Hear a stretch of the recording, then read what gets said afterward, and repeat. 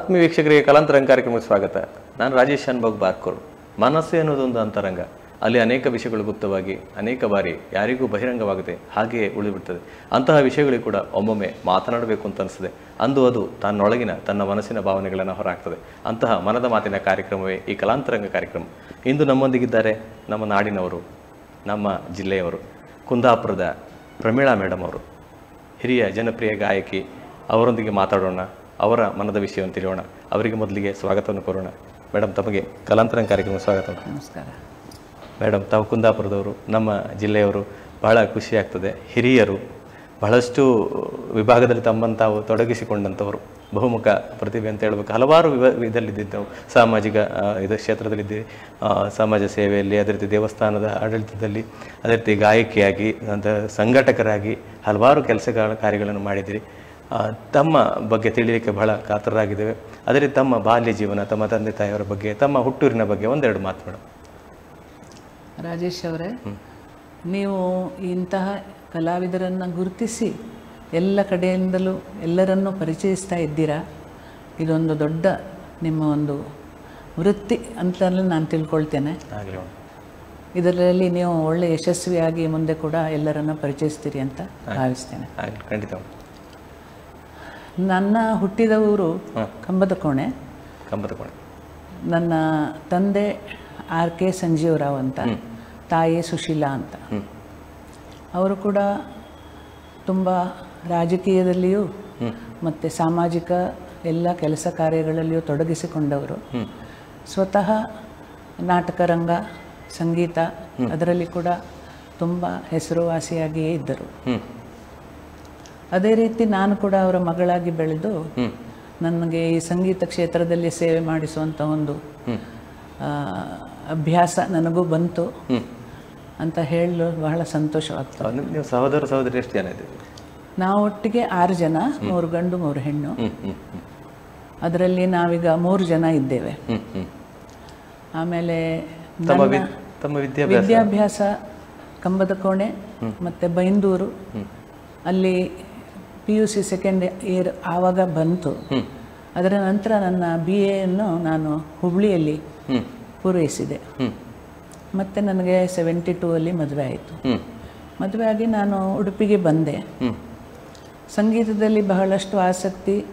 ನನ್ನ ಸ್ಟೂಡೆಂಟ್ ಜೀವನದಲ್ಲಿಯೂ ನಾನು ಬಹಳಷ್ಟು ಪ್ರೈಸ್ಗಳನ್ನು ಪಡೆದಿದ್ದೆ. ಆಮೇಲೆ ಇಲ್ಲಿ ಆಸಕ್ತಿ ಹೇಗೆ ಬಂತು ಮೇಡಮ್ ತಮಗೆ? ಈ ಸಂಗೀತ ಆಸಕ್ತಿ ಬಂದಿದ್ದೆ ನನ್ನ ತಂದೆ ತಾಯಿಯರಿಂದ ಅಂತ ಹೇಳಿ. ಅವರಿಗೆ ಸಂಗೀತ ಆಸಕ್ತಿ ಇತ್ತು? ಹೌದು, ಸಂಗೀತಗಾರ. ನಾಟಕ ರಂಗದಲ್ಲಿ ಅಂತ ಹೇಳಿದರೆ ವಿಜಯ ಮಿತ್ರ ಮಂಡಳಿ ಅಂತ ಒಂದಿತ್ತು. ಅದರಲ್ಲಿ ನನ್ನ ತಂದೆ ಬಹಳಷ್ಟು ಒಳ್ಳೆಯ ಪಾತ್ರಗಳನ್ನು ವಹಿಸುತ್ತಿದ್ದರು. ಟಿಪ್ಪು ಸುಲ್ತಾನ್, ದೇವಿ ಮಂಡೋದರಿ, ಎಚ್ಚಮ ನಾಯಕ ಅಂತಹ ಅತ್ಯಂತ ಯಶಸ್ವಿ ನಾಟಕಗಳನ್ನು ಆಡಿ ಆ ನಾಟಕಗಳಿಗೆ ನಮ್ಮ ಜಿಲ್ಲೆಯಲ್ಲಿ ಪ್ರೈಸ್ ಪಡೆದವರಾಗಿದ್ದರು. ಮತ್ತು ಅದರಲ್ಲಿ ಕೂಡ ನಾಟಕದಲ್ಲಿ ಆ ಮಧ್ಯ ಹಾಡುಗಳನ್ನು ಅಳವಡಿಸುವಾಗ ಅದರ ರಚನೆಯನ್ನು ಮಾಡಿ ನನ್ನ ತಾಯಿಯವರು ಸಂಗೀತವನ್ನು ಅದರಲ್ಲಿ ಅಳವಡಿಸಿದ್ರು. ನಮ್ಮ ಸಂಗೀತ ಎಲ್ಲ ನಮ್ಮ ತಾಯಿಯವರು ಮಾಡ್ತಿದ್ರು. ಲೆಗ್ ಹಾರ್ಮೋನಿಯಂ ಬಾರಿಸ್ತಿದ್ರು, ಅವರು ಕೊಳಲು ಕೂಡ ಬಾರಿಸ್ತಿದ್ರು. ಆ ಥರ ಒಂದು ಕಲಾವಂತರ ಒಂದು ಸಂಸಾರವೇ ನಮ್ಮದು ಅಂತ ಎಣಿಸ್ತೇನೆ ನಾನು. ನನ್ನ ಅಣ್ಣ ಕೂಡ ತುಂಬ ಚೆನ್ನಾಗಿ ತಬಲಾ, ಹಾಡುಗಾರಿಕೆ ಎಲ್ಲ ಇತ್ತು. ಆದರೆ ಶಾಸ್ತ್ರೀಯವಾಗಿ ಕಲಿಯಲು ನಮ್ಮ ಊರು ಬಹಳ ಚಿಕ್ಕ ಹಳ್ಳಿ, ಹಾಗಾಗಿ ನಮಗೆ ಆಗ್ತಿರ್ಲಿಲ್ಲ. ಹಾಗೆ ಅಂದ್ರೆ ನೀವು ಶಾಲಾ ಕಾಲೇಜುಗಳಲ್ಲಿ ತಾವು ಹಾಡಿ ಬಹುಮಾನ ಪಡ್ಕೊಂಡಿದ್ರಿ? ಹೌದು. ಅವಾಗ ಯಾವ ರೀತಿಯ ಭಾವಗೀತೆ ಹಾಡ್ತೀರಾ? ಜನಪದ ಗೀತೆ, ಭಕ್ತಿಗೀತೆ? ಈ ಯುವಜನ ಮೇಳ ಅಂತ ಕೂಡ ಮಾಡ್ತಿದ್ರು ನಮ್ಮ ತಂದೆಯವರು. ಯಕ್ಷಗಾನದಲ್ಲಿಯೂ ಅವರಿಗೆ ಬಹಳ ಇಂಟ್ರೆಸ್ಟ್ ಇತ್ತು. ಆಗ ಆ ಯುವಜನ ಮೇಳದಲ್ಲಿ ಹೆಚ್ಚಾಗಿ ಜಾನಪದಕ್ಕೆ ಹೆಚ್ಚು ಪ್ರಾಮುಖ್ಯತೆ. ನಮ್ಮ ಕುಂದಾಪುರ ತಾಲೂಕಿನಲ್ಲಿ ಬೇರೆ ಬೇರೆ ರೀತಿಯ ಜಾನಪದ, ಊರಿನ ಒಂದು ಮದುವೆ ಸಮಯದಲ್ಲಿ ಅಂಥದ್ದನ್ನೆಲ್ಲ ನಾನು ಹುಡುಕಿ ಆ ಹಳ್ಳಿಯ ಜನರ ಒಟ್ಟಿಗೆ ಸಂಪರ್ಕ ಬೆಳೆಸಿ ಆ ಹಾಡುಗಳನ್ನು ಕಲಿತಿದ್ದೆ. ಅದನ್ನೆಲ್ಲ ನಾನು ನನ್ನ ಸ್ಕೂಲಿನಲ್ಲಿ ಕೂಡ ಜಾನಪದ ಒಂದು ಬೇರೆಯ ಒಂದು ಸಬ್ಜೆಕ್ಟ್ ಅಂಥೇಳಿ ಇಟ್ಟುಕೊಂಡು ಆ ಸ್ಕೂಲ್ ಡೇ ಸಮಯದಲ್ಲಿ ಅದನ್ನೆಲ್ಲ ನಾನು ಪ್ರಸ್ತುತಪಡಿಸ್ತಿದ್ದೆ. ಅದೇ ರೀತಿ ಯಕ್ಷಗಾನದಲ್ಲಿ ಕೂಡ ನನಗೆ ಬಹಳ ಇಂಟ್ರೆಸ್ಟು. ಆವಾಗ ನಾನು ಕೂಡ ಕೆಲವು ಪಾತ್ರಗಳನ್ನು ಕೂಡ ವಹಿಸಿದ್ದೆ. ಆಮೇಲೆ ನಾಟಕಗಳಲ್ಲಿ ನಾರದನ ಪಾರ್ಟೇ ಹೆಚ್ಚು ಕೊಡ್ತಿದ್ರು, ಯಾಕಂದರೆ ನಾರದ ಹಾಡ್ತಾ ಇರಬೇಕು ಅಂತ. ಆ ಥರ ನನ್ನ ಸಂಗೀತವನ್ನು ಬಹಳ ಅಭಿರುಚಿ ಮತ್ತು ನನಗೆ ಹೆಚ್ಚು ಬಂತು.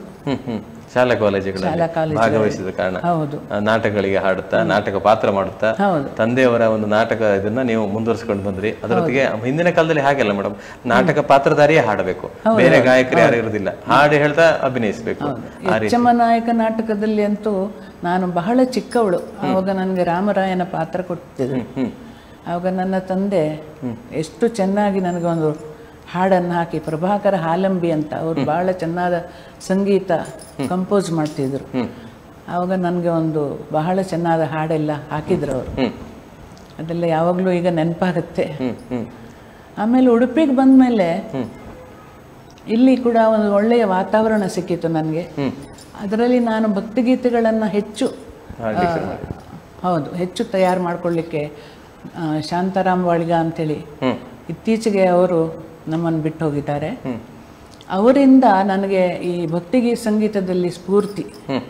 ಆಮೇಲೆ ಇಲ್ಲಿ ಬರುವ ಟೈಮ್ನಲ್ಲಿ ನಮಗೆ ಗರ್ತಿಕೆರೆ ರಾಘಣ್ಣನವರದ್ದು ಪರಿಚಯ ಆಯಿತು. ಗುರುಗಳಾಗಿ ಅವರಿಬ್ಬರನ್ನೂ ನಾನು ಗುರುಗಳ ಹಾಗೆ ಪೂಜಿಸ್ತೇನೆ. ಅದೇ ಥರ ಗರ್ತಿಕೆರೆ ರಾಘಣ್ಣನವರ ಇಡೀ ಫ್ಯಾಮಿಲಿ ಕೂಡ ನಮಗೆ ನಮ್ಮ ಮನೆಯವರ ಹಾಗೇ ಇದ್ರು. ಅವರು ರಾಘಣ್ಣನವರದ್ದು ಹಾಡುಗಳನ್ನು ದೂರದಿಂದ ಆಲಿಸಿ ಅವರು ಎಲ್ಲಿ ಇರಬಹುದು ಅಂತ ನಾನು ಹುಡುಕಿಕೊಂಡು ಹೋಗಿದ್ದೆ ಅವರ ಮನೆಗೆ, ಅವರಿದ್ದ ಜಾಗದಲ್ಲಿ. ಅದರ ನಂತರ ಇವತ್ತಿಗೂ ನಾವು ಅಷ್ಟೊಂದು ಚೆನ್ನಾಗಿ ಇದ್ದೇವೆ. ಒಳ್ಳೆ ಅಂದ್ರೆ ತುಂಬಾ ಹಾಡು ನಿಮ್ಗೆ ಕಲಿಸಿಕೊಟ್ರು, ಅವರ ಜೊತೆ ಕರ್ಕೊಂಡು ಹೋದ ಕಾರ್ಯಕ್ರಮಗಳಿಗೆ.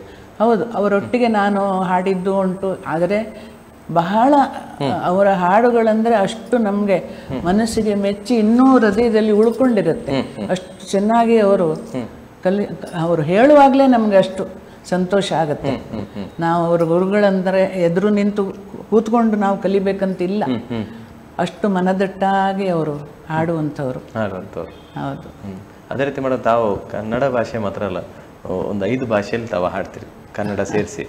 ಉಳಿದ ಭಾಷೆಗಳೆಲ್ಲ ಯಾವುದು ಮೇಡಮ್? ನಮ್ಮ ಮಾತೃಭಾಷೆ ಕೊಂಕಣಿ. ಕೊಂಕಣಿಯಲ್ಲಿ ಕೂಡ ನಾನು ಅಂದರೆ ಆಕಾಶವಾಣಿಯಲ್ಲಿ ನಾನು ಉಡುಪಿಗೆ ಬಂದ ಮೇಲೆ 73-74 ಆವಾಗಿನ್ನೂ ಆಕಾಶವಾಣಿ ಜಸ್ಟ್ ಆಗಿದೆ ಅಷ್ಟೇ. ಆವಾಗಲಿಂದನೇ ನನಗೆ ಅವರು ಅಪ್ರೂವ್ ಮಾಡಿದರು. ಆವಾಗ ಕೊಂಕಣಿ ನಾನು ಮಾತೃಭಾಷೆ ಅಂತ ಗೊತ್ತಾದ ಮೇಲೆ ಕೊಂಕಣಿಯಲ್ಲಿ ಹಾಡುಗಳನ್ನು ಯಾರು ಹೆಚ್ಚು ಹಾಡೋದಿಲ್ಲ, ನೀವು ಟ್ರೈ ಮಾಡಬೇಕು, ಅಪ್ರೂವ್ಡ್ ಲೇಖಕರನ್ನು ನಾನು ನಿಮಗೆ ಬುಕ್ ಕೊಡುತ್ತೇನೆ ಅಂತೇಳಿ ಡೈರೆಕ್ಟ್ ಹೇಳಿದ ಕಾರಣ ಗೋವನ್ ಭಾಷೆಯಿಂದ ಕೂಡ ಕೊಂಕಣಿ ಸ್ವಲ್ಪ ಬೇರೆ ಇರುತ್ತೆ. ಆವಾಗ ಅದಕ್ಕೆ ಈ ಸಂಗೀತ ಅಳವಡಿಸಿ ನನ್ನ ಮೂಲಕ ಹಾಡಿಸ್ಲಿಕ್ಕೆ ಪ್ರಯತ್ನ ಪಟ್ಟಿದ್ದು ನಮ್ಮ ದಿವಂಗತ ಶಾಂತಾರಾಮ್ ವಾಳಿಗರು. ಆವಾಗ ಅವರ ಒಂದು ಸಂಗೀತ ಹೇಗಂದರೆ, ಒಂದು 3 ಸ್ಟ್ಯಾನ್ಸ ಇದ್ದರೆ, ಚರಣಗಳಿದ್ದರೆ ಒಂದೊಂದಕ್ಕೆ ಒಂದೊಂದು ಚರಣಕ್ಕೆ ಒಂದೊಂದು ರಾಗ ಅವರಿಗೆ ಆಗಬೇಕು, ಒಂದೇ ಥರದ. ಅದು ನನಗೆ ಬಹಳ ಹಿಡಿಸ್ತು. ಬದಲಾವಣೆ ಬೇಕು. ಹೌದು, ನನ್ನ ಮನಸ್ಸಿಗೆ ಸರಿಯಾಗಿ ಅವರ ಹಾಡುಗಾರಿಕೆಯೂ ಇತ್ತು.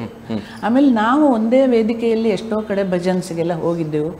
ಅವರ ಸ್ಫೂರ್ತಿಯಿಂದ ನಾನು ಭಕ್ತಿ ಸಂಗೀತ, ಈ ಮರಾಠಿ ಅಂತೂ ನಮಗೆ ಬಹಳ ಪ್ರೀತಿ ಮುಂಚಿಂದನೂ. ನನ್ನ ತಾಯಿ ಬಿಜಾಪುರದವರು, ಹಾಗಾಗಿ ಅವರು ಮರಾಠಿ ಎಲ್ಲ ಬಹಳ ಇದು ಮಾತಾಡ್ತಾರೆ. ನನಗೆ ಏನಾದರೂ ಕರೆಕ್ಷನ್ಸ್ ಮಾಡಿಕೊಡ್ತಿದ್ರು. ಹಾಗೆ ಆ ಮರಾಠಿ ಆಯಿತು, ಕೊಂಕಣಿಯಿಂದ ಹಾಡ್ಲಿಕ್ಕಾಯಿತು. ಆಮೇಲೆ ಈ BS ರಾವ್ ಅಂಥೇಳಿ ನಮ್ಮ ಜಾತಿಯವರೇ, ಅವರು ಕೂಡ ಇಲ್ಲಿ ನೆಲೆ ಮಾಡಿದರು.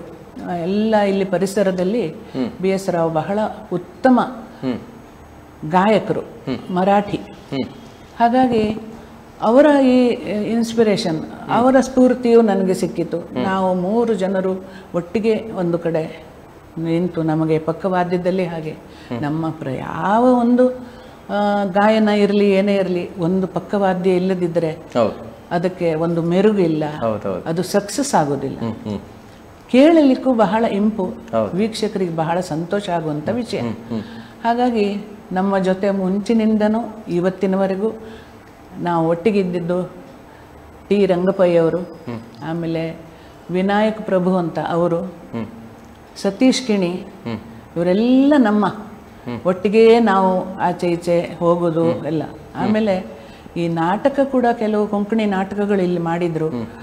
ಕೆನರಾ ಬ್ಯಾಂಕಿನಲ್ಲಿ ಮ್ಯಾನೇಜರ್ ಆಗಿರುವ ಎಂ ಭಂಡಾರಿ ಅಂತ, ಅವರಿಂದ ಕೂಡ ನಮಗೆ ಈ ಕೊಂಕಣಿ ಭಾವಗೀತೆಗಳು ಆಮೇಲೆ ಈ ನಾಟಕದ ಹಾಡುಗಳು ಎಲ್ಲ ಅವರು ರಚನೆ ಮಾಡಿ ಶಾಂತಾರಾಮ್ ಬಾಳಿಗರು ಅದಕ್ಕೆ ಸಂಗೀತ ಕೊಟ್ಟು ನಾವೆಲ್ಲ ಹಾಡಿದ್ದೇವೆ. ಬಹಳ ಸಂತೋಷ ಪಟ್ಟಿದ್ದೇವೆ. ಇದೇ ಥರ ಮುಂದೆ ನಮಗೆ ಸಾಧ್ಯ ಆಗುವವರೆಗೆ ನಾವು ಹೀಗಿರ್ಬೇಕು ಅಂತ ನನಗೊಂದು ಆಸೆ. ಆಮೇಲೆ 2 ಭಾಷೆ ಆಯ್ತಲ್ಲ, ಆಮೇಲೆ ಮರಾಠಿ ಆಯಿತು, ಆಮೇಲೆ ಕನ್ನಡ ಹೇಗೋ ಗೊತ್ತೇ ಇದೆ, ನಾವು ನಮ್ಮ ನಾಳ್ನುಡಿ ಅದರಲ್ಲಿ ಹೌದು ಅದು ಆಯಿತು. ಹಿಂದಿಯಲ್ಲಿ ಸೂರದಾಸ್, ಇವರದ್ದು ಕಬೀರ್ ದಾಸ್, ಮೀರಾ ಭಜನ್ ಇದನ್ನೆಲ್ಲ ಹಾಡ್ತೀನಿ. ಮತ್ತೆ 5ನೇ ಭಾಷೆಯಾಗಿ ಆಯ್ತಾ ಸಂಸ್ಕೃತ. ಸಂಸ್ಕೃತದಲ್ಲಿಯೂ ಹಾಗೆ ಬಹಳ ಒಳ್ಳೆಯ, ಅದು ಒಂದು ತಾಯಿ ನುಡಿ ಅಲ್ವಾ ಅದು.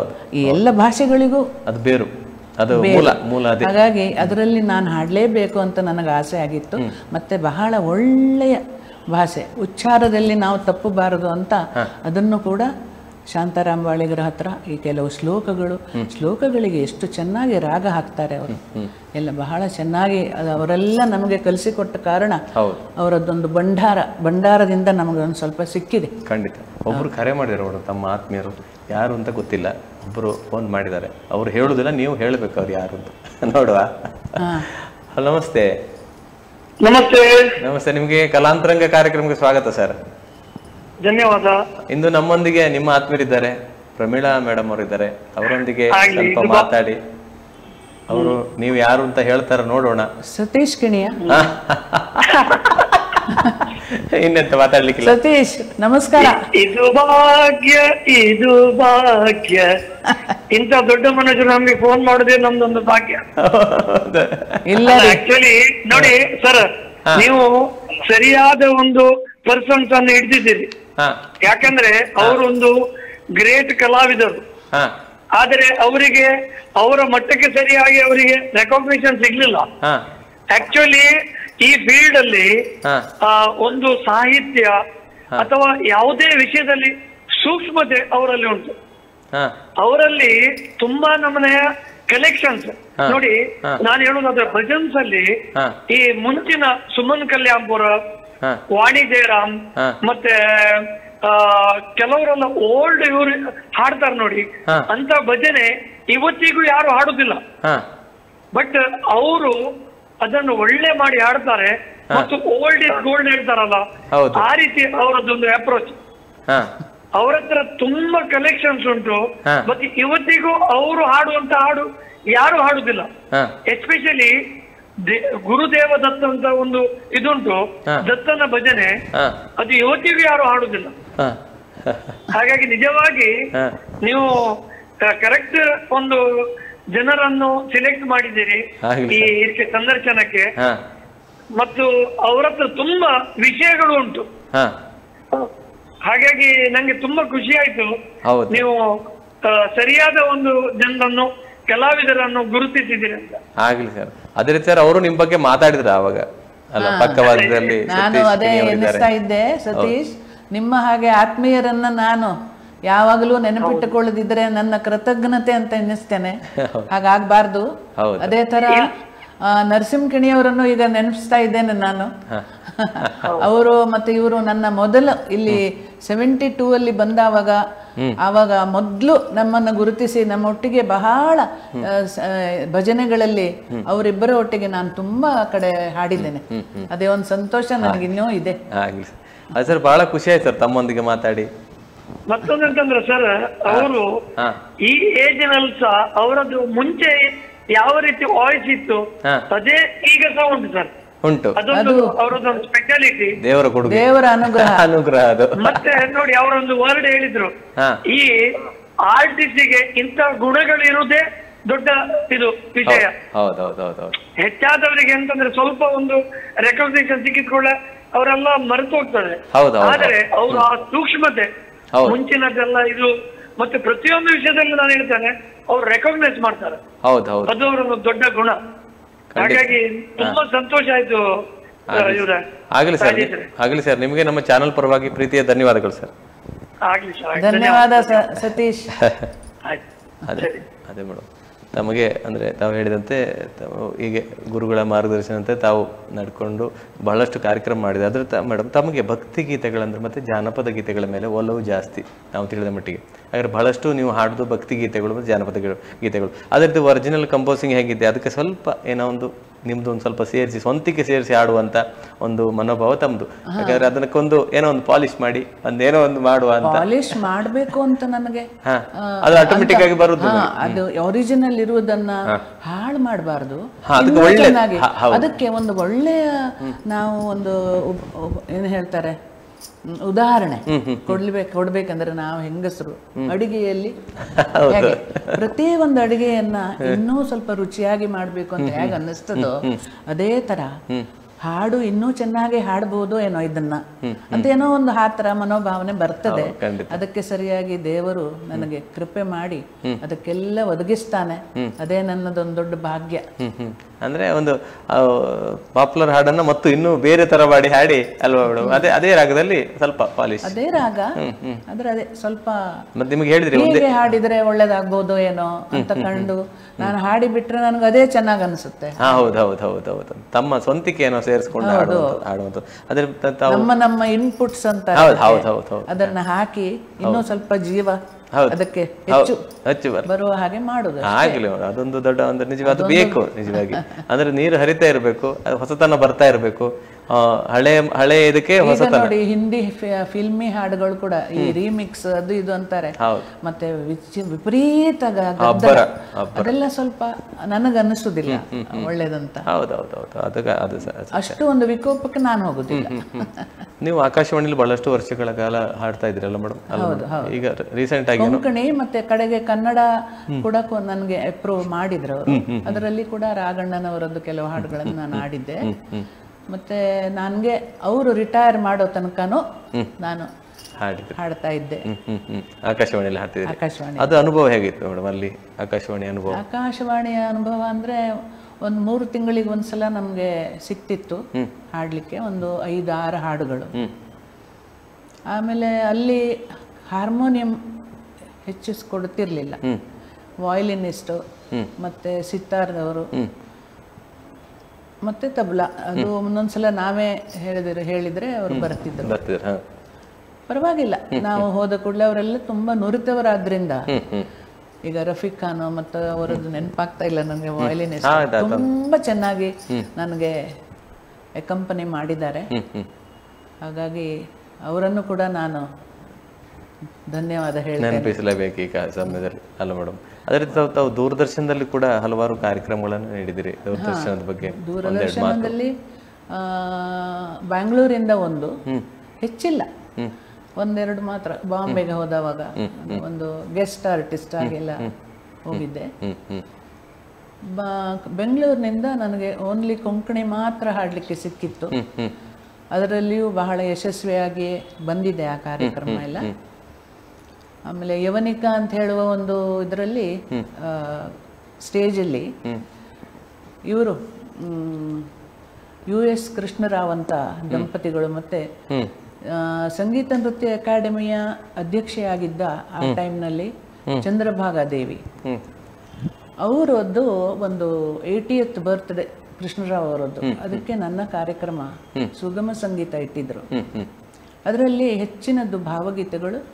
ಆಮೇಲೆ ಅವರಿಗೋಸ್ಕರ ನಾನು ಮತ್ತೆ ಶ್ರೀಯುತ ಬಾಳಿಗರು ಸೇರಿಸಿ ಒಂದು ಹಾಡನ್ನು 80 ವರ್ಷದ ಬಗ್ಗೆ ಒಂದು ಹಾಡನ್ನು ಹೇಳಿ, ನನಗಂತೂ ಅವರು ಇಷ್ಟೆಲ್ಲ ನನ್ನನ್ನು ಕರೆದು ಮಾಡಿದ್ರು. ಅವರಿಗೆ ಅಲ್ಲಿ ಏನು ಕಲಾವಿದರು ಸಿಗ್ತಾ ಇಲ್ವಾ? ಈಗ ಸರಿ ನೋಡಿದರೆ ಬೆಂಗಳೂರಿನಲ್ಲಿ ಆಸುಪಾಸಿನಲ್ಲಿ ಇದ್ದವರದ್ದೇ ಕಾರ್ಯಕ್ರಮಗಳು. ದೂರ ನಮ್ಮ ಹಾಗೆ ಆಚೆ ಈಚೆ ಇದ್ದವ್ರನ್ನ ಯಾರು ಅವರು ಕರೆಯೋದಿಲ್ಲ. ಹಾಗಂತ ನನಗೆ ಅಭಿರುಚಿ, ಯಾರಾದರೂ ಕಲಾವಿದರು ಇದ್ರೆ ಅವರದ್ದು ಇಲ್ಲಿ ಮಾಡಿಸ್ಬೇಕು ನಾವು ಅಂಥೇಳಿ ಒಂದು ಆಸೆ ಆಗುತ್ತೆ. ಆ ಥರ ನಾವು ಎಣಿಸ್ಕೊಂಡಾಗೆ ಅವ್ರದ್ದು ಇರ್ಬೇಕಂತೇನಿಲ್ಲ. ಹೌದು. ಆದರೂ ನನ್ನನ್ನು ಅಲ್ಲಿ ಅವರು ಕರೆದು ಈ ಕಾರ್ಯಕ್ರಮ ಮಾಡಿಸಿದ್ದಕ್ಕೆ ನಾನು ಎಷ್ಟು ಸಂತೋಷ ಪಟ್ಟೆ ಅಂತಿಲ್ಲ. ಅಲ್ಲಿ ಒಳ್ಳೆ ಕಾರ್ಯಕ್ರಮ ಆದ್ದರಿಂದ ಆವಾಗ ಅಲ್ಲಿ ದೂರದರ್ಶನದ ಡೈರೆಕ್ಟ್ರು ಬಂದಿದ್ರು ನನ್ನ ಕಾರ್ಯಕ್ರಮಕ್ಕೆ. ಅವ್ರಿಗೆ ಎಷ್ಟು ಸಂತೋಷ ಆಯ್ತಂದ್ರೆ ಅವ್ರು ಅಲ್ಲಿಯೇ ನನಗೊಂದು ಕಾರ್ಯಕ್ರಮಕ್ಕೆ ಆಹ್ವಾನ ನೀಡಿ ಮತ್ತು ನಾನಲ್ಲಿ ಹೋಗಿದ್ದೆ. ಹೌದು, ಖಂಡಿತ. ಅದೇ ರೀತಿ ಮೇಡಮ್, ತಮಗೆ ಈ ರಾಜ್ಯದೊಳಗೆ ಎಲ್ಲೆಲ್ಲ ಕಾರ್ಯಕ್ರಮ ನಡೆದಿದೆ ನೆನಪಾಗುವಷ್ಟು ಒಂದೆರಡು ಎಷ್ಟು? ರಾಜ್ಯದಲ್ಲಿ ಈ ಸಂಗೀತ ನೃತ್ಯ ಅಕಾಡೆಮಿಯ ಕಡೆಯಿಂದ ಬಾಳೆಹೊನ್ನೂರಿನಲ್ಲಿ ಒಂದು ಕಾರ್ಯಕ್ರಮ ಆಗಿತ್ತು. ಅಲ್ಲಿ ಎಲ್ಲ ಒಳ್ಳೊಳ್ಳೆ ಸಂಗೀತ ಜ್ಞಾನಿಗಳಂತ ಅಂತ ಹೇಳ್ಬೋದು. C Ashwath, B K Sumitra, Kasturi Shankar, Yashwant Halbandi, ಹಾಗೆ ಇನ್ನೂ ಎಷ್ಟೋ ಜನ ಬಂದಿದ್ರು. ಅಲ್ಲಿ ನನಗೂ ಕೂಡ ಒಂದು 5-6 ಹಾಡುಗಳನ್ನು ಕೊಟ್ಟಿದ್ರು, ಹಾಡಬೇಕು ನೀವು ಅಂತ. ಅದೊಂದು ಯಾವಾಗಲೂ ಅವಿಸ್ಮರಣೀಯ ಅನುಭವ, ನೆನಪಾಗ್ತದೆ ಆಗಾಗ. ಆಮೇಲೆ ಒಂದು ಸಲ ಶ್ಯಾಮಲ ಭಾವೆಯವರ ಎದುರಿನಲ್ಲಿ ಒಂದು ಕಾರ್ಯಕ್ರಮ ಸಿಕ್ಕಿತ್ತು ಬೆಂಗಳೂರಿನಲ್ಲಿ. ಮತ್ತೆ ಕರ್ನಾಟಕದಲ್ಲಿ ಅಂದರೆ ಕಾರವಾರ ಅಲ್ಲೆಲ್ಲ ಆಗಿದೆ. ಆದರೆ ನೆನಪಾಗಿರೋದು ಒಳ್ಳೊಳ್ಳೆ ಕಾರ್ಯಕ್ರಮಗಳಂದ್ರೆ ಮಂಗಳೂರು, ಉಡುಪಿಯಲ್ಲೇ ನಮ್ಮ ದಕ್ಷಿಣ ಕನ್ನಡದಲ್ಲೇ.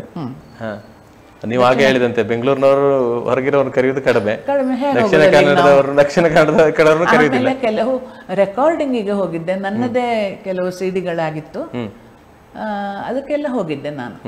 ಬೆಂಗಳೂರಿಗೆ ಹೋಗ್ಬೇಕು ತಾನೆ, ಸೌಕರ್ಯ ಇರಲಿಲ್ಲ. ಅದಕ್ಕೋಸ್ಕರ ಹೋದವಾಗ ಯಾರಾದ್ರೂ ಗೊತ್ತಿದ್ರೆ ಮನೆಯಲ್ಲಿ ಬೈಟಕ್ ಅಂತ ಇನ್ನೊಬ್ಬರು ಡಾನ್ಸರ್ ಇದ್ರು, ಅವರ ಒಂದು ಇದರಲ್ಲಿ ನಾನು ಮಾಡಿದ್ದೆ. ಪ್ರಧಾನ್ ಸೆಂಟರ್ ಅಂತ, ಪ್ರಧಾನ್ ಆರ್ಟ್ ಸೆಂಟರ್ ಏನೋ, ಅದರಲ್ಲಿ ಒಂದು ಒಳ್ಳೆ ಕಾರ್ಯಕ್ರಮ ಅವರು ಪ್ರಧಾನ್ ಆರ್ಟ್ಸ್ನವ್ರು ಮಾಡಿಸಿದ್ರು.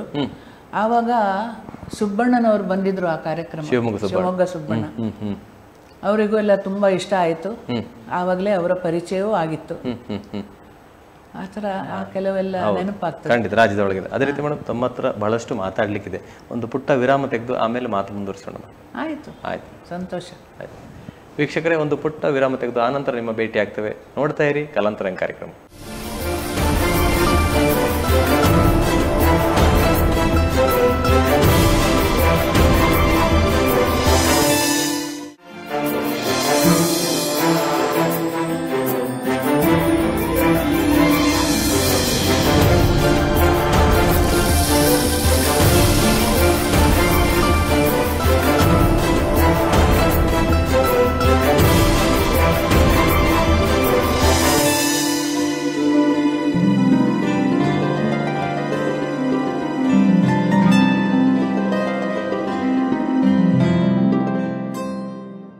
ಆತ್ಮೀಯ ವೀಕ್ಷಕರಿಗೆ ಮತ್ತೊಮ್ಮೆ ಕಲಾಂತರಂಗ ಕಾರ್ಯಕ್ರಮಕ್ಕೆ ಸ್ವಾಗತ. ಇಂದು ನಮ್ಮೊಂದಿಗೆ ಪ್ರಮೀಳಾ ಕುಂದಾಪುರ ಮೇಡಮ್ ಅವರು ಜನಪ್ರಿಯ ಗಾಯಕಿ, ಹಿರಿಯ ಗಾಯಕಿ ಇದ್ದರು. ಅವರೊಂದಿಗೆ ಮಾತನಾಡ್ತಿದ್ವಿ. ಅವರ ಮಾತನ್ನು ಮತ್ತೆ ಪುನಃ ಕೇಳೋಣ, ಅದೇ ರೀತಿ ಅವರ ಮನದ ಮಾತನ್ನು ಮುಂದುವರಿಸೋಣ. ಮೇಡಮ್, ಮತ್ತೊಮ್ಮೆ ನಿಮಗೆ ಕಲಾಂತರಂಗ ಕಾರ್ಯಕ್ರಮ ಸ್ವಾಗತ. ಅದೇ ರೀತಿ ಮೇಡಮ್, ತಮ್ಮ ಈ ಯಾವುದೇ ಒಂದು ಕಲಾವಿದೆಗೆ ಮನೆಯವರ ಬೆಂಬಲ ಬೇಕು. ತಂದೆಯವರು ನಾಟಕ ಕ್ಷೇತ್ರದಲ್ಲಿದ್ದರು, ಅವರು ನಿಮಗೆ ಬೆಂಬಲ ನೀಡಿದರು, ಬಹಳಷ್ಟು ಕಲಿಸಿಕೊಟ್ರು. ನಾಟಕದ ಬಗ್ಗೆ ಹೇಗೆ ನಾರದನ ಪಾತ್ರ ಮಾಡಿ ಹಾಡೋದು, ಯಾವ ಹಾಡು ನೀವು ಹೇಳಿದ್ರೆ ಹಾಡೆಲ್ಲ ಅವರು ಹೇಳಿಕೊಟ್ರು ನಿಮಗೆ, ಈ ಥರ ಹಾಡಬೇಕು ಅನ್ನುವಂತೆ. ಅದೇ ರೀತಿ ಮೇಡಮ್, ಮದುವೆ ಆದ ನಂತರ ಪ್ರತಿ ಹೆಣ್ಣಿನ ಒಂದು ಬಾಳಿಗೆ ಒಂದು ಬೇರೆ ರೀತಿಯ ಒಂದು ಇದು ಬರ್ತದೆ, ಮಜಲು ಅಂತ ಹೇಳ್ತೇವೆ. ಒಂದು ಆ ಥರ ಬಾಲ್ಯದ ಆಟ, ಆಮೇಲೆ ಇದು ಸ್ವಲ್ಪ ಜವಾಬ್ದಾರಿಯುತವಂತ ಒಂದು ಇದಕ್ಕೆ ಹುದ್ದೆ ಅಂತಲೇ ಹೇಳಬೇಕು. ಯಾಕಂದರೆ ಎಲ್ಲರೂ ನಿಯಂತ್ರಿಸಬೇಕು ಹೋಮ್ ಮಿನಿಸ್ಟರ್ ಆಗಿ. ಆ ಸಮಯದಲ್ಲಿ ನಮ್ಮ ಕಲೆಯನ್ನು ನಾವು ತೊಡಗಿಸಿಕೊಳ್ಳಲಿಕ್ಕೆ ಕೆಲವರಿಗೆ ಹಲವಾರು ಎಡವಿದ್ದಾರೆ. ಆ ಸಮಯದಲ್ಲಿ ನಾನು ನೋಡಿದ ಮಟ್ಟಿಗೆ, ಎಲ್ಲರೂ ನೋಡಿದ ಮಟ್ಟಿಗೆ ಅಲ್ಲಿ ನಿಂತು ಬಿಡ್ತದೆ ಕಲೆ. ಕೆಲವರದ್ದು ಅಲ್ಲಿಂದ ಸ್ಟಾರ್ಟ್ ಆಗ್ತದೆ, ಜಾಸ್ತಿ ಆಗ್ತದೆ. ಅದೇ ರೀತಿ ತಮ್ಮ ಮನೆಯವರ ಬಗ್ಗೆ, ನಿಮ್ಮ ಮಕ್ಕಳ ಬಗ್ಗೆ, ಅವರ ಬೆಂಬಲದ ಬಗ್ಗೆ ಒಂದೆರಡು ಮಾತು. ನನ್ನ ಇಲ್ಲಿಯ ತನಕ ಈ ಪಯಣದಲ್ಲಿ ನಮ್ಮ ಯಜಮಾನರ ಪಾತ್ರ ಬಹಳ ಮುಖ್ಯ. ಅದೇ ರೀತಿ ಮಕ್ಕಳಿಗೂ ಕೂಡ ಯಾವಾಗಲೂ ಹೇಳೋದು ನನ್ನ ಮಕ್ಕಳು, ಅಮ್ಮ ಅಪ್ಪನನ್ನ ಡಾಕ್ಟರ್ ಅಶೋಕ್ ಕುಂದಾಪುರ್ ಅಂತ ಹೇಗೆ ಗುರುತಿಸ್ತಾರೆ ಜನರು, ಅದೇ ಥರ ನಿಮ್ಮನ್ನು ಕೂಡ ಗಾಯಕಿ ಅಂತ ಗುರುತಿಸುವ ಹಾಗೆ ಆಗಬೇಕು. ಅಶೋಕ್ ಕುಂದಾಪುರ ಮನೆಯಲ್ಲಿ ಅಂತ ಹೇಳೋವನು ಪ್ರಮೀಳಾ ಅವ್ರ ಮನೆ ಯಾವುದು ಅಂತ ಬರಬೇಕು. ಆ ಥರ ನನ್ನ ಮಕ್ಕಳದ್ದು ಕೂಡ ಒಂದು ಆಸೆ ಇತ್ತು. ಅದೇ ರೀತಿ ನಮ್ಮ ಯಜಮಾನರು ಮಕ್ಕಳು ಚಿಕ್ಕವರಿರುವಾಗ ಹೆಚ್ಚು ಜವಾಬ್ದಾರಿ ನೋಡಿ, ಆವಾಗ ಎಲ್ಲಿಯೇ ಕಾರ್ಯಕ್ರಮ ಇರಲಿ ಆ ಮಕ್ಕಳನ್ನ ಮನೆಯಲ್ಲಿ ನೋಡಿಕೊಂಡು ನೀನು ಹೋಗಿ ಬಾ ಅಂತ ಹೇಳೋದು. ಎಷ್ಟು ಪ್ರೋತ್ಸಾಹ ಕೊಟ್ಟಿದ್ದಾರೆ ಅಂತ ಹೇಳಿದರೆ ನಾನು ಅವರಿಗೆ ಎಷ್ಟು ಕೃತಜ್ಞತೆ ನೀಡಿದ್ರು ಸಾಲದು. ಅವರೇ ಡಾಕ್ಟರ್ ಅಶೋಕ್ ಸರ್. ಹೌದು.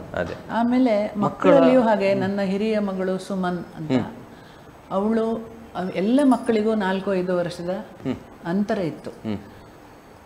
ಅವಳು ಹೇಳ್ತಿದ್ಲು, ಇಷ್ಟು ಅಂತರ ಇದ್ದ ಕಾರಣ ನನಗೆ ಚಿಕ್ಕವರನ್ನು ನೋಡ್ಕೊಳ್ಳಿಕ್ಕೆ ಆಗ್ತದೆ ಅಮ್ಮ, ನೀನು ಹೋಗಿ ಬಾ.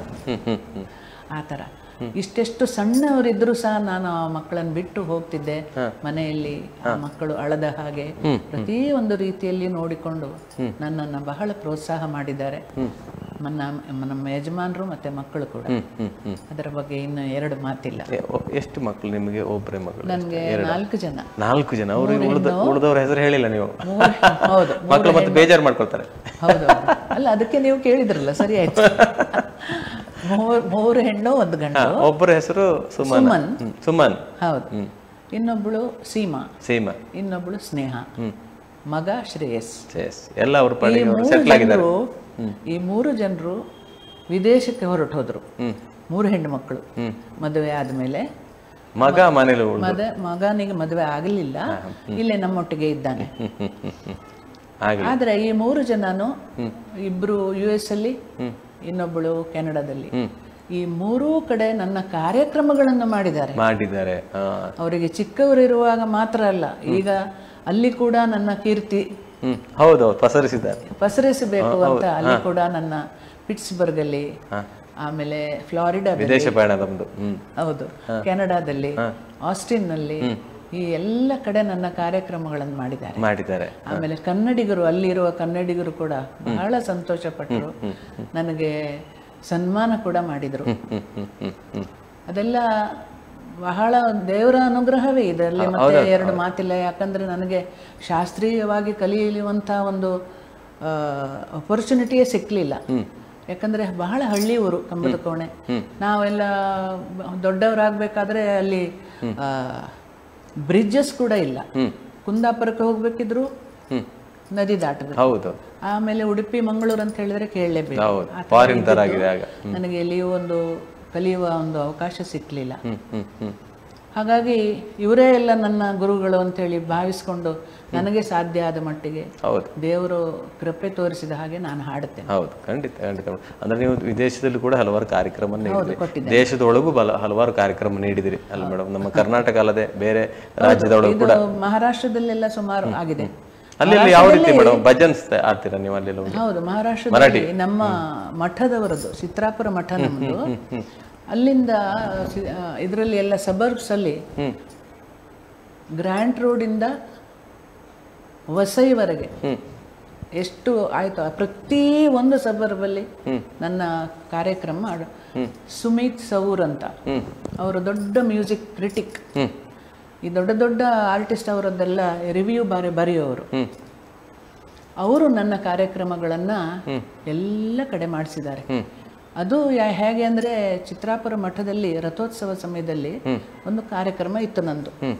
ಬಹಳ ನಮ್ಮವರೆಲ್ಲ ಬರ್ತಾರೆ, ದೊಡ್ಡ ವೇದಿಕೆ, ಮತ್ತೆ ಉತ್ತಮ ಸೆಟ್ಟಿಂಗ್ ನಮ್ಮದು. ಇವರು ಸುಧೀರ್ ನಾಯಕ್ ಅಂತ ಇವತ್ತಿಗೂ ಎಲ್ಲ ಫೇಮಸ್ ನೋಡಿ, ಹಾರ್ಮೋನಿಯಂ ಅವರಿದ್ರು ಸ್ಟೇಜಲ್ಲಿ. ಆಮೇಲೆ ದಿವಂಗತ ದಿನೇಶ್ ಶೆಣೆ ಇದ್ರು, ಮತ್ತೆ ನಾನು. ಆವಾಗ ಎಷ್ಟೋ ಜನ ಹೇಳ್ತಿದ್ರು, ಸ್ಟೇಜ್ ಅಂದ್ರೆ ಹೀಗಿರ್ಬೇಕು, ಎಲ್ಲರೂ ನಾವು ಒಂದೇ ತರದ ಸೈಜ್ನವರು. ಹೌದು, ಹೌದು. ಸ್ಟೇಜ್ ನೋಡ್ಲಿಕ್ಕೂ ಕೂಡ ಅಷ್ಟು ಚೆನ್ನಾಗಿತ್ತು. ಆಮೇಲೆ ಕಾರ್ಯಕ್ರಮ ಅಂತೂ ಕೇಳಲೇಬೇಡಿ. ಆವಾಗ ಆ ಕಾರ್ಯಕ್ರಮಕ್ಕೆ ಸುಮಿತ್ ಸೌರ್ ಬಂದಿದ್ರು. ಅವರು ಹೇಳಿದ್ರು ನನಗೆ, ನೀವು ಅಲ್ಲಿ ಬಂದ್ರೆ ಸ್ವಲ್ಪ ಎಲ್ಲ ಕಡೆ ನಿನ್ನ ಕಾರ್ಯಕ್ರಮ ಕೇಳಿದಾಗತ್ತೆ. ನಾವು ಇಲ್ಲಿದ್ದೇ ಎಲ್ಲ 4 ಧಾಮಗಳಿಗೂ ಹೋಗಿ ಬಂದಾಗ ಆಗಿದೆ, ಅಷ್ಟು ಸಂತೋಷ ಆಗಿದೆ, ನೀವು ಅಲ್ಲಿ ಕೂಡ ಬರಬೇಕು ಅಂತ ಅವರೇ ಎಲ್ಲ ಅರೇಂಜ್ಮೆಂಟ್ ಮಾಡಿದ್ದಾರೆ. ಹಾಗಾಗಿ ಅಲ್ಲಿ ಕೂಡ ನನಗೆ ಬಹಳ ಒಂದು ಒಳ್ಳೆಯ ಅವಕಾಶ ಸಿಕ್ಕಿದೆ. ಉತ್ತಮ ರೀತಿಯ ಕಾರ್ಯಕ್ರಮ, ದೇಶದೊಳಗೂ ವಿದೇಶದಲ್ಲೂ ಎಲ್ಲ ಕಾರ್ಯಕ್ರಮ ಮಾಡಿದ್ರಿ ತಾವು. ಅದೇ ರೀತಿ ಮೇಡಮ್, ತಾವು ಹಾಡುಗಾರಿಕೆ ಅಲ್ಲದೆ ಸಾಹಿತ್ಯ ಕೂಡ ಬರೀತಿರ್ತಾವೆ. ಹಾಡು ಸಾಹಿತ್ಯ ಬರೀತಾರೆ. ಆ ಸಾಹಿತ್ಯ ಆಸಕ್ತಿ ಎಲ್ಲಿಂದ ಬಂತು, ಹೇಗೆ ಬಂತು ಮೇಡಮ್? ನಾನು ಹೇಳಿದೆ ಮೊದಲೇ, ನನ್ನ ತಂದೆಯವರಿಗಿತ್ತು ಅದು, ಅದರಿಂದ ನನಗೆ ಬಂದಿರಬಹುದು. ಮತ್ತೆ ಆಮೇಲೆ ಅವರು ಕೂಡ ಅವರಿಗೆ ಕಣ್ಣಿಗೆ ಕ್ಯಾಟ್ರಾಕ್ಟ್ ಆಗಿತ್ತು. ಅದರಿಂದ ಅವರಿಗೆ ತುಂಬಾ ಡಯಾಬಿಟಿಸ್ ಇದ್ದಿದ್ದರಿಂದ ಕ್ಯಾಟ್ರಾಕ್ಟ್ ಆಪರೇಷನ್ ಆದರೂ ಹೆಚ್ಚು ಅವರಿಗೆ ಉಪಯೋಗ ಸಿಕ್ಕಿರಲಿಲ್ಲ. ಅವರಿಗೆ ಅವರದ್ದು ಈ ಭಾಷಣಗಳ ಬಗ್ಗೆ ಎಲ್ಲ ತಾವು ಯಾರಾದರೂ ಗೊತ್ತಿದ್ದವರು ಹಿರಿಯವರಿದ್ದರೆ ಕೇಳಿದರೆ ನಿಮಗೆ ಗೊತ್ತಾಗ್ತದೆ. ತುಂಬ ಚೆನ್ನಾಗಿ ಅವರು ಭಾಷಣ ಮಾಡುವವರು. ಆಮೇಲೆ ನಾಟಕ ರಂಗದಲ್ಲಿ ತಾನೇ ಬರೀತಿದ್ರು ಅಂತ ಹೇಳಿದೆ ನಾನು. ಆ ಆಸಕ್ತಿ. ಆಮೇಲೆ ಅವರು ಈ ಕನ್ನಡ ಏನಾದರೂ ಬರೀಬೇಕಾದ್ರೆ ಇಂಗ್ಲೀಷ್ನಲ್ಲಿ ಯಾರಿಗಾದರೂ ನಾನೇ ಅವರಿಗೆ ಎಲ್ಲ ಬರೆದು ಕೊಡ್ತಿದ್ದೆ. ಆವಾಗ ಇನ್ನೆಷ್ಟು ನಂದು ಇಂಪ್ರೂವ್ಮೆಂಟ್ ಆಯಿತು ಅಂತ ನಾನು ಎಣಿಸ್ತೇನೆ. ಯಾಕಂದರೆ MM ಹೆಗಡೆ ಅವರು ಅಂಥೇಳಿ ಕುಂದಾಪುರದಲ್ಲಿರೋ ಏನೇ ನಿನ್ನ ಕನ್ನಡ ಅಂದರೆ ದೊಡ್ಡ ಬುಲೆಟ್ ಅಂತ ಹೇಳ್ತಿದ್ದೆ.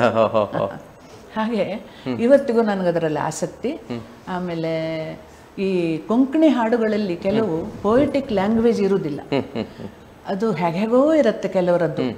ಅದನ್ನು ನಾನು ಚೆನ್ನಾಗಿ ಅದಕ್ಕೆ ಪಾಲಿಶ್ ಮಾಡ್ತೇನೆ. ಮಾಡಿ ಆ ಲಿರಿಕ್ಸನ್ನೆಲ್ಲ ಚೆನ್ನಾಗಿ ಬರೆದು ಅದಕ್ಕೆ ನಾನೇ ರಾಗ ಹಾಕಿ ಹಾಡಿದ್ದೆಲ್ಲ ಇದು. ಆದರೆ ಇದು ಸಂದರ್ಭಕ್ಕೆ ತಕ್ಕದ್ದು ಅಷ್ಟೇ. ಅದನ್ನೇ ಒಂದು ಇದು ಮಾಡ್ಲಿಕ್ಕೆ ನಂಗೆ ಆಗಲಿಲ್ಲ. ಅಂದ್ರೆ ನಿಮ್ಗೆ ಹಾಡ್ಬೇಕಾದಾಗ ಅದೇ ರೀತಿ ತಾವು ಸಂಗೀತ ನಿರ್ದೇಶನ ಕೂಡ ಮಾಡಿದ್ರಿ. ಮತ್ತೆ ಹಲವಾರು ಗಾಯಕರು ತಮ್ಮ ಸಂಗೀತ ನಿರ್ದೇಶನದಲ್ಲಿ ಹಾಡಿದ್ದಾರೆ. ಅವರ ಬಗ್ಗೆ ತಿಳಿಸಿ, ಮತ್ತೆ ನಿಮ್ಮ ಸಂಗೀತ ನಿರ್ದೇಶನದ CD-ಗಳ ಬಗ್ಗೆ ಒಂದೆರಡು ಮಾತು. ಸಂಗೀತ ನಿರ್ದೇಶನ ಅಂತ ಹೇಳಿದ್ರೆ ನನ್ನ CD-ಯಲ್ಲಿ ಒಂದು ಸ್ತೋತ್ರ ಕುಸುಮ ಮಾಲೆ ಅಂತ, ಇನ್ನೊಂದು ಅಷ್ಟಕ ಮಾಲೆ ಅಂತ. ಈ ಅಷ್ಟಕಗಳಿಗೆ ರಾಗ ಹಾಕಿ ಬರೀ ಅಷ್ಟಕಗಳನ್ನು ನಾನು ಹಾಡಿದ, ಅದೆಲ್ಲ ಸಂಸ್ಕೃತದಲ್ಲಿ ಇರೋದು ನೋಡಿ, ಅದು ಹಾಡಿದ್ದೇನೆ. ಆಮೇಲೆ ಸ್ತೋತ್ರ ಕುಸುಮ ಮಾಲೆ, ಆ ಸ್ತೋತ್ರಗಳಿಗೆಲ್ಲ ರಾಗ ಹಾಕಿದ್ದೇನೆ ನಾನು. ಆಮೇಲೆ ಸಂಸ್ಕೃತ ಪಂಡಿತರ ಹತ್ರ ಕೇಳಿದ್ದೆ. ಆಮೇಲೆ ಶೃಂಗೇರಿ ದೇವಸ್ಥಾನಕ್ಕೂ ಆ CD-ಯನ್ನು ಒಪ್ಪಿಸಿದ್ದೆ. ಅವರು ಕೂಡ ಅಲ್ಲಿಯ ಭಟ್ರು ತುಂಬ ಸಂತೋಷದಲ್ಲಿ, ನೀವು ಸಂಸ್ಕೃತದಲ್ಲಿ ವಿದ್ಯಾವಂತರು ಇರಬಹುದು ಅಂತ ಹೇಳಿದರು. ಇದೊಂದು ದೊಡ್ಡ ಮಾತು. ಉಚ್ಚಾರ ಎಲ್ಲ ಕರೆಕ್ಟ್ ಇತ್ತು. ಅದರಲ್ಲಿ ನಾನು ಸ್ವಲ್ಪ ಕರೆಕ್ಟ್ ಪರ್ಟಿಕ್ಯುಲರ್ ಇದ್ದೇನೆ. ತಪ್ಪಾದ್ರೆ ಅಂತ ಹೇಳಿ ಹೆದರಿಕೆ. ಸರಿಯಾದ ಹೊರತು ನಾನು ಹೊರಗಡೆ ಹಾಡೋದಿಲ್ಲ ಯಾವಾಗಲೂ, ಮರಾಠಿ ಆಗಲಿ. ಹೌದು. ಮತ್ತೆ ಮೇಡಮ್ ಒಬ್ರು ಕರೆ ಮಾಡಿದ್ದಾರೆ, ಆಮೇಲೆ ಮಾತು ಮುಂದುವರಿಸೋಣ. ಒಬ್ರು ಫೋನ್ ಕಾಲ್ ಮಾಡಿದ್ದಾರೆ, ಯಾರು ಅಂತ ನೋಡೋಣ. ನಿಮ್ಮ ಆತ್ಮೀಯರು. ಹಲೋ, ನಮಸ್ತೆ. ನಮಸ್ಕಾರ. ನಮಸ್ತೆ ಮೇಡಮ್, ನಿಮ್ಗೆ ಕಲಾಂತರಂಗ ಕಾರ್ಯಕ್ರಮಕ್ಕೆ ಸ್ವಾಗತ ಮೇಡಮ್. ನಮಸ್ತೆ. ನಮಸ್ತೆ. ಇಂದು ನಮ್ಮೊಂದಿಗಿದ್ದಾರೆ ನಿಮ್ಮ ಆತ್ಮೀಯರು, ಅವ್ರು ನಗಾಡ್ತಿದ್ದಾರೆ. ಅಲ್ಲ ಸಾವಿತ್ರಿ. ಓ ಪ್ರಮೀಳಾ, ಅಭಿನಂದನೆಗಳು. ಹೇಗಿದ್ದೀರಾ? ಚೆನ್ನಾಗಿದ್ದೇನೆ. ಅಣ್ಣ ಹೇಗಿದ್ದಾರೆ? ಅಣ್ಣ ಆರಾಮಾಗಿದ್ದಾರೆ. ಅವರಿಗೆ ಇವತ್ತೆಲ್ಲ ಟೆಸ್ಟ್ ಅದು ಇದು ಎಲ್ಲ ಇತ್ತು, ಅದೆಲ್ಲ ಮುಗಿಸ್ಕೊಂಡು ಬಂದು ಇವಾಗ ಕೂತಿದ್ದಾರೆ, ಆರಾಮಾಗಿದ್ದಾರೆ. ನನ್ನ ನಮಸ್ಕಾರ ತಿಳಿಸಿ. ಖಂಡಿತ. ಹೌದು, ಅವರದ್ದು ಕಲಾಂತರಂಗ ಕಾರ್ಯಕ್ರಮದಲ್ಲಿ ನಾನು ಒಂದೆರಡು ಮಾತಾಡಿದ್ದೆ, ನೆನಪಾಗುತ್ತೆ ನನಗೆ. ಹೌದು ಹೌದು ಹೌದು. ತುಂಬಾ ನಿಮ್ಮ ಅಭಿಮಾನ ದೊಡ್ಡದು ಅವ್ರ ಮೇಲೆ. ಅದೇ ಹೇಳಿದ್ನಲ್ಲ, ಅವ್ರ ಮೇಲಿನ ಅಭಿಮಾನದಿಂದ ನನ್ಗೆ ಕಾಲ್ ಮಾಡಿ ಮಾತಾಡುವ, ಅದು ನನ್ ಎಷ್ಟು ದೊಡ್ಡ ಯೋಗ ಅಂದ್ರೆ ಹೇಳಕ್ ಸಾಧ್ಯ ಇಲ್ಲ. ನೀವು ನಿಮ್ಮ ದೊಡ್ಡತನಕ್ಕೆ ನಾವು ಏನು ಬೆಲೆ ಕಟ್ಟಕ್ಕೆ ಸಾಧ್ಯ ಇಲ್ಲ. ಜ್ಞಾನ ಇದ್ದಲ್ಲಿ ವಿನಯ ಇರುತ್ತೆ ಅನ್ನಕ್ಕೆ ಪ್ರಮೀಳಾ ಉದಾಹರಣೆ. ನಮ್ಗೆ ಅಶೋಕ್ ಪ್ರಮೀಳಾ ಅಂದ್ರೆ ಎಷ್ಟು ಅಲ್ವಾ, ವಿದ್ಯಾರ್ಥಿ ವಿನಯ ಮಂದಂಗೆ ಹಾಗೆ ಇದ್ದಾರೆ ಅವರು. ನಮ್ಗೆ ಅಷ್ಟು 50 ವರ್ಷದಿಂದ ನಮ್ ತಂದೆ ಜೊತೆಗೆ ಅವರು ಭಜನೆ ಕಾರ್ಯಕ್ರಮದಲ್ಲಿ ಪರಿಚಯ ಆಗಿ, ಅವಾಗಿಂದ ಅದೇ ತರ ಬಾಂಧವ್ಯ ಅಪ್ಪ ಮಕ್ಳ ತರ ಅವ್ರದ್ದು ಬೆಳ್ಕೊಂಡ್ ಬಂದಿದೆ.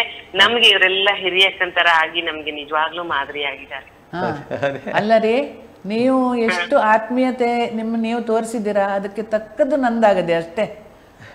ಅದೇ ಅದೇ ಅದು ಅಲ್ಲಿಂದನೇ ಬಂದಿರೋದು, ನಿಮ್ಮ ಮೇಲಿಂದ ಕೆಳಗ್ ಬಂದಿರೋದು. ಅದು ನಿಮ್ಮ ತಂದೆಯವರದ್ದು ಆತ್ಮೀಯತೆ, ಅವರದ್ದು ಅವರುಗಳದ್ದು ಆಶೀರ್ವಾದ, ಅದರಿಂದಾನೇ ನಾವು ಈಗ ಇಷ್ಟು ಮುಂದೆ ಬಂದಿರೋದು ಅನ್ನಿಸ್ತೀನಿ. ಇಲ್ಲಿದ್ದರೆ ನನಗೆ ಕಲಾಂತರಂಗಕ್ಕೆ ಇವರು ಕರೀತಾರೆ ಅಂತ ಹೇಳಿ ಹೇಳಿದ್ರೆ ಅದು ಎಷ್ಟು ದೊಡ್ಡ ಭಾಗ್ಯ ಅಲ್ವಾ? ದೊಡ್ಡ ಭಾಗ್ಯ ಅದು, ಅದು ದೊಡ್ಡ ಭಾಗ್ಯ ಪ್ರಮೀಳಾ, ಎಲ್ಲರಿಂದ ಸೇರ್ಕೊಂಡು. ಬಹಳ ಖುಷಿ ಆಯ್ತು ಮೇಡಮ್. ನಿಮ್ಮ ತಂದೆಯವರಿಗೂ ಕೂಡ ತಿಳಿಸಿ ನಮ್ಮ ಒಂದು ಧನ್ಯವಾದ ತಿಳಿಸಿ. ಅವರ ಆಶೀರ್ವಾದ ಎಲ್ಲರಿಗೂ ಬೇಕು. ಹೌದು, ಎಲ್ಲರಿಗೂ ಮಾತಾಡಿಸ್ತೀನಿ, ಇಲ್ಲೇ ಇದ್ದಾರೆ. ಮತ್ತೆ ಅವ್ರ ಆಶೀರ್ವಾದ ಬೇಕು, ಮಾತಾಡ್ಸಿ ಮಾತಾಡಿ ಮಾತಾಡಿ ಅವ್ರು ಮಾತಾಡ್ತಾರಂತೆ. ರಾಘಣ್ಣ ಅವ್ರು ಮಾತಾಡ್ತಾರೆ. ನಮಸ್ತೆ ಸರ್. ರಾಘಣ್ಣ ನಮಸ್ಕಾರ. ನಮಸ್ತೆ ಸರ್. ನಮಸ್ತೆ. ನಮಸ್ತೆ. ನಿಮ್ಮ ಶಿಷ್ಯ ಇದ್ದಾರೆ ಇಲ್ಲಿ ನಮ್ಮೊಂದಿಗೆ. ನಾನು ಪಟ್ಟ ಶಿಷ್ಯ ಅಂದ್ಕೊಳ್ತೇನೆ. ಹೌದು. ಮತ್ತೆ ಆರೋಗ್ಯ ಹೇಗಿದೆ ಸರ್ ತಮ್ದು? ಆರೋಗ್ಯ ಪರವಾಗಿಲ್ಲ. ಇವತ್ತು ನಮ್ಮ ಚೆಕಪ್ಗೆಲ್ಲ ಹೋಗಿದ್ವಿ ಇವತ್ತು. ಅಡ್ಡಿಲ್ಲ, ನಡೀತಿದೆ. ಮತ್ತೆ ನಿಮ್ಮ ಶಿಷ್ಯ ಬಗ್ಗೆ ಏನು ಹೇಳ್ತೀರಿ ಸರ್? ಒಂದೆರಡು ಮಾತು. ಅವ್ರ ಬಗ್ಗೆ ಹೇಳೋದಂದ್ರೆ ಬೇಕಾಗುತ್ತಿದೆ. ಅಯ್ಯೋ, ಮೊದಲಾಗಿ ಅಲ್ಲಿ ಕುದ್ದಾಪುರ ರಾಮನಾಯಕ್ ಅಲ್ಲಿ ಭಜನೆ ಮಾಡ್ತಿದ್ರು. ಆ ಭಜನೆ ಹೋದಾಗ ಇವರು ಬಂದು ಪರಿಚಯ ಆಗಿದ್ದು. ಹುಡ್ಕೊಂಡು ಹೋದೇನಲ್ಲ, ಪರಿಚಯ ಆಗಿದ್ದು ಬಹಳ ಹೊತ್ತಕ್ಕೆ ಹೋಯ್ತದು, ಎಲ್ಲೆಲ್ಲೋ ಹೋಯ್ತದು. ಆಮೇಲೆ ಅವರ ಕೃಷ್ಣ ಮಾಡ್ತಾರೆ ಅವರು ನಾನು ಹೋಗಿ ಪ್ರತಿ ವರ್ಷ ಒಂದು ವರ್ಷನೂ ಬಿಡದೆ ಬಂದಿದ್ದಾರೆ ಇವರು. ನಮಗೆ ನಮಗ್ ಆರಾಮ ಇದ್ದಾಗ ಅವ್ರ ನಮ್ಮನೇ ಆಗ್ಬಿಟ್ಟಿತ್ತು. ಅವ್ರಿಗೆ ಆರಾಮ ಇದ್ದಾಗ ದೂರ ಕಡೆಯಲ್ಲ ಬಂದು. ಮತ್ತೆ ಹಾಡುಗಾರಿಕೆ ಬಹಳ ಚೆನ್ನಾಗಿದೆ, ಬಹಳ ಒಪ್ಪಿದ್ರು. ಅದು ಒಪ್ಪಿರೋ ಎಲ್ಲರಿಗಿಂತ ಹೆಚ್ಚಿಗೆ ಅವ್ರು ತುಂಬಾ ಚೆನ್ನಾಗಿದೆ. ಹಿಂದೂಸ್ತಾನಿ ಸ್ವಲ್ಪ ಕಲ್ತಿದ್ದಾರೆ, ಮತ್ತೆ ಚೆನ್ನಾಗಿ ಹಾಡ್ತಾರೆ, ಚೆನ್ನಾಗಿ ಮತ್ತೆ ತಿಳುವಳಿಕೆ ಇದೆ. ಸಾಹಿತ್ಯದ ಬಗ್ಗೆ ಸ್ವಲ್ಪ ಏನೋ ಅಲ್ಲ, ಸಾಹಿತ್ಯದ ಬಗ್ಗೆ ಚೆನ್ನಾಗಿ ಅನುಭವ ಇದೆ, ತಿಳುವಳಿಕೆ ಇದೆ. ಮತ್ತೆ ಅವ್ರು ಕಾಳಿಂಗರಾಯರ ಭಕ್ತರವರು, ಅವ್ರ ತಂದೆಯವರು ದೊಡ್ಡ ಸಂಜೀವರಾಯರು ಅಂತ, ಕಂಬದಕಡೆ ಸಂಜೀವರಾಯರಿಗೆ ಬಹಳ ದೊಡ್ಡ ಮನುಷ್ಯ. ಅವರು ಕಾಳಿಂಗರಾಯರ ಭಕ್ತರೇ ಅವರು. ಅವ್ರು ಬಹಳ ಕಾಳಿಂಗರಾಯರಿಗೆ ಬಹಳ ನಮ್ಮ ಮನೆಗೂ ಬಂದು ಕರ್ಕೊಂಡ್ ಬಂದಿದ್ದಾರೆ. ಇನ್ನೇನ್ ಹೇಳ್ಬೇಕು, ಬಹಳ ಹೆಚ್ಚೇ ಆಯ್ತು. ತುಂಬಾ ಚೆನ್ನಾಗಿ ಹೇಳಿದೀರಾ. ಯಾಕಂದ್ರೆ ನಾನು ಹೇಳೋದಕ್ಕಿಂತ ನೀವು ಹೇಳಿದ್ರೆ ಸರಿ ಮನದಟ್ಟಾಗತ್ತೆ. ಹೌದು, ಯಾಕಂದ್ರೆ ಕಾಳಿಂಗರಾಯರ ಬಗ್ಗೆ ನಾನು ಇನ್ನೂ ಮಾತಾಡಿರ್ಲಿಲ್ಲ.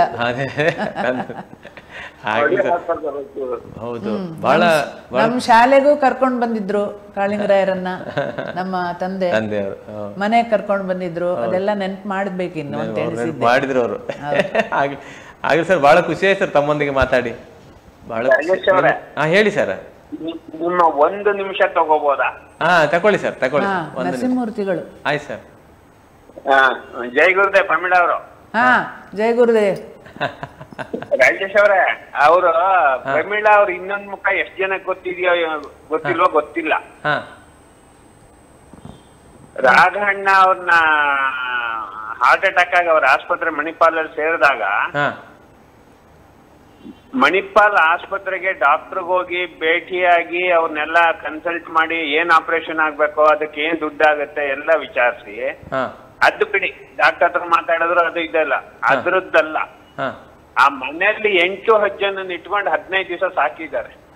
ಏನು ಇದು ಇನ್ನೊಂದು ಮುಖ, ಇದು ಇನ್ನೊಂದು ಅವ್ರು ಯಾರಿಗೂ ಗೊತ್ತಾ. ಯಾಕಂದ್ರೆ ಸಮಾಜದಲ್ಲಿ ಇರೋರಿಗೆ, ನಮ್ಮ ಕಷ್ಟದಲ್ಲಿ ಇರೋರಿಗೆ ನಾವು ಸಹಾಯ ಮಾಡ್ಬೇಕು ಅನ್ನೋದು ಇದೆಯಲ್ಲ, ಎಲ್ಲರಿಗೂ ಬರಲ್ಲ. ಹೌದು. ಅವಾಗ ನಾನು ಯಾಕೆಂದ್ರೆ ರಜಾಕ್ ನಾನು ಹೋಗಿದ್ದೆ 15 ದಿವಸ. ಅವ್ರು ಡಿಸ್ಚಾರ್ಜ್ ಆಗೋ ತನಕ ಅಲ್ಲೇ ಇದ್ದೆ, ಶುರುವಿಂದ ಕೊನೆವರೆಗೆ. ನಮ್ಗೆ ಇದೇನು ಅನ್ನ ಕೊಟ್ಟ ಅನ್ನದಾತೆ ಅವರು. ಎಲ್ಲರಿಗೂ 15 ಜನಕ್ಕೆ ಅನ್ಕೊಂಡು ಅಲ್ಲ, ಏನು ಗೊತ್ತಾ, ಬರೀ ಮನೆಗೆ ಹೋದಾಗ ಊಟ ಹಾಕೋದಲ್ಲ. ಈಗ ನಾವು ಬೆಳಿಗ್ಗೆ ಬಂದು 8 ಗಂಟೆಗೆ ಆಸ್ಪತ್ರೆಗೆ ಬರ್ಬೇಕು ಅಂತ ಹೇಳ್ತೀವಿ, ರಾತ್ರಿಯಲ್ಲಿ ಮಲ್ಗಾಕ್ ಬಿಡ್ತಿರ್ಲಿಲ್ಲ, ನಿಮ್ಗೆ ಗೊತ್ತಿರ್ಬೋದು. ಅಲ್ಲಿ ವಾಪಸ್ 8 ಗಂಟೆಗೆ ಬಂದ್ಬಿಡ್ತಿದ್ವಿ ಆಸ್ಪತ್ರೆಗೆ. ಮಧ್ಯಾಹ್ನ ಯಾರ ಕೈಲಾದ್ರೂ ಕ್ಯಾರಿಯರ್ ತರಾವರಿ ಊಟ, ಪಲ್ಯ, ಸಾಗು ಇರ್ಬೋದು, ಸಾರು ಇರ್ಬೋದು, ಹುಳಿ ಇರ್ಬೋದು, ಮಧ್ಯಾಹ್ನ ಎಲ್ಲಾ ಹಾಕ್ಬಿಟ್ಟು ಕ್ಯಾರಿಯರ್ ಅಲ್ಲಿ 3-4 ಜನಕ್ಕೆ ಆಸ್ಪತ್ರೆಗೆ ಕಳ್ಸಿಕೊಡೋರು. ಅವ್ರಿಗೆ ನಾವು ಎಷ್ಟು ಹೇಳಿದ್ರು ಕಡಿಮೆನೆ ಅಂತ ಅಮ್ಮ ಅವರು. ಅಂತವ್ರು ಸಿಗೋದು ಕಡಿಮೆ. ಯಾಕಂದ್ರೆ ಏನೋ ಮಾಡ್ಬೋದು, ನಾವು ಓಡಾಡ್ಬೋದು ಒಂಚೂರು ಬಿಟ್ರೆ 8-10 ಜನ ಮನೆಯಲ್ಲಿ ಇಟ್ಕೊಂಡು ಆಸ್ಪತ್ರೆಗೂ, ಅವರು ಮಧ್ಯ ಆಸ್ಪತ್ರೆಗೆ ಹೋಗೋರು. ಅವ್ರದ್ದು ದೊಡ್ಡ ಕುಟುಂಬ, ಆದ್ರೂ ನಮ್ಮನ್ನು ಇಟ್ಕೊಂಡಿದ್ದಾರೆ ಜೊತೆಲಿ. ಯಾಕೆ ಇಟ್ಕೊಳ್ತಾರೆ? ನೀವೆಲ್ಲ ನಮ್ಮವ್ರೆ ಅಂತ ಹೇಳಿ ತಿಳ್ಕೊಂಡಲ್ವಾ? ಎಲ್ರಿಗೂ ಹಾಗೆ ಮಾಡ್ಲಿಕ್ಕೆ ಆಗತ್ತಾ ಹೇಳಿ? ಅಷ್ಟೊಂದು ಆತ್ಮೀಯತೆ ನೀವು ತೋರಿಸಿದ್ದೀರಾ.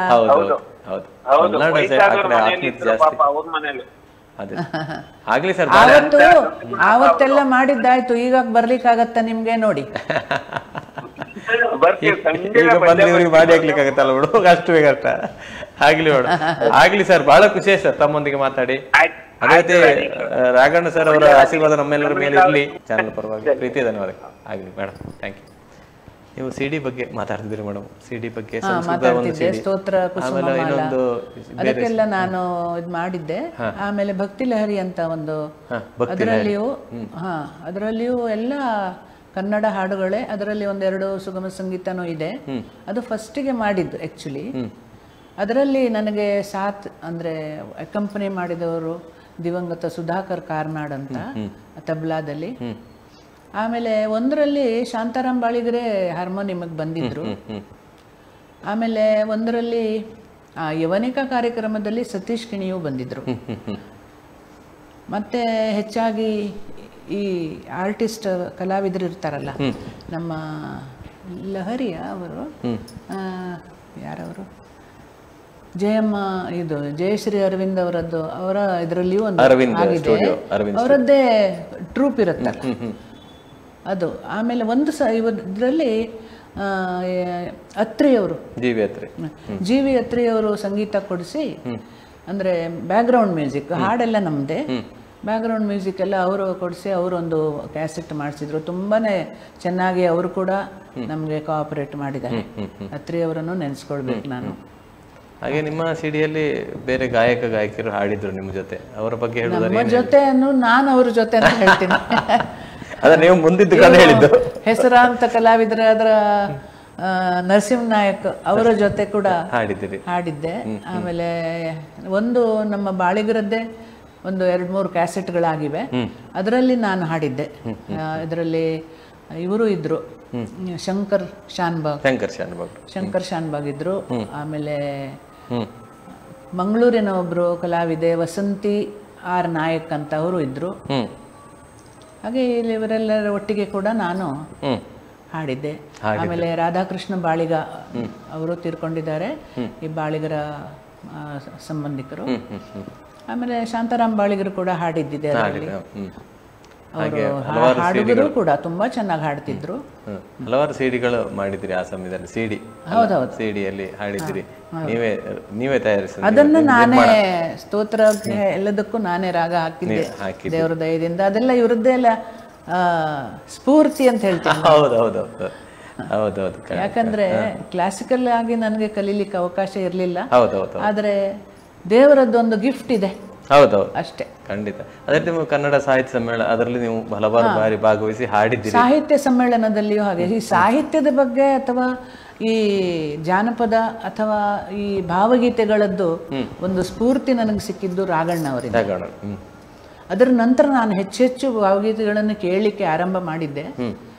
ಅದನ್ನೆಲ್ಲ ಅವರು, ಆಮೇಲೆ ಜಯವಂತಿ ದೇವಿಯವರು ತುಂಬ ಹಳೆಯ ತಲೆಮಾರಿನವರು, ಅವರ ಹಾಡುಗಳನ್ನು ಕೂಡ ನಾನು ಕೆಲವು ಹಾಡ್ತೇನೆ. ಚಂದ್ರಭಾಗಾ ದೇವಿಯವರ ಅಕ್ಕ ಅವರು, ಹಾಗಾಗಿ ನನಗೆ ಅದು ಕೂಡ ಸ್ವಲ್ಪ ನಾನು ಹಾಡ್ತಿದ್ದೆ.